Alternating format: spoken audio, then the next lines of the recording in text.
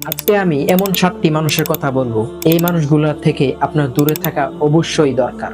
তো চলুন শুরু করা যাক। 1 নাম্বার ব্যক্তি হচ্ছে যারা কখনো বিপদে পাশে থাকে না, এদের থেকে আপনি দূরে থাকার সবসময় চেষ্টা করুন। 2 নাম্বার ব্যক্তি হচ্ছে যারা উপকার করে খোঁটা দেয়। দেখবেন আপনাকে একটা উপকার করছে, কিন্তু আপনি তার সাথে যখন মন খারাপ বা মন কালাকালি হয় তখন দেখবেন আপনাকে খোঁটা দিবে, তাদের থেকে সবসময় দূরে থাকবেন। 3 নাম্বার ব্যক্তি হচ্ছে যারা আপনার সফলতা দেখতে পায় না। আপনি যদি কোনো কাজে সাকসেস হন অথবা এগিয়ে যান, তাহলে দেখবেন আপনাকে দেখে তারা হিংসা করবে, তাই এদের থেকে দূরে থাকার চেষ্টা করুন। 4 নাম্বার ব্যক্তি হলো গোপন কথা ফাঁস করে দেয়। আপনি যদি এমন ব্যক্তির কাছে কথা শেয়ার করেন, তারা দেখবেন আপনার গোপন কথা মানুষের কাছে ফাঁস করে দিবে, তাই এদের থেকে দূরে থাকুন। 5 নাম্বার ব্যক্তি হলো যারা কৃতজ্ঞতা স্বীকার করতে জানে না। যাদের মনে কৃতজ্ঞতা নেই তাদের মনে ভালোবাসাও নেই, তাই এদের থেকে দূরে থাকুন। 6 নাম্বার ব্যক্তি হলো যারা পিছন থেকে গীবত করে। দেখবেন সামনে ভালো, পিছনে খারাপ কথা বলে গীবত করে, তাই এদের থেকে দূরে থাকবেন। 7 নাম্বার ব্যক্তি হলো যারা সবসময় নিতে চায় কিন্তু দিতে চায় না।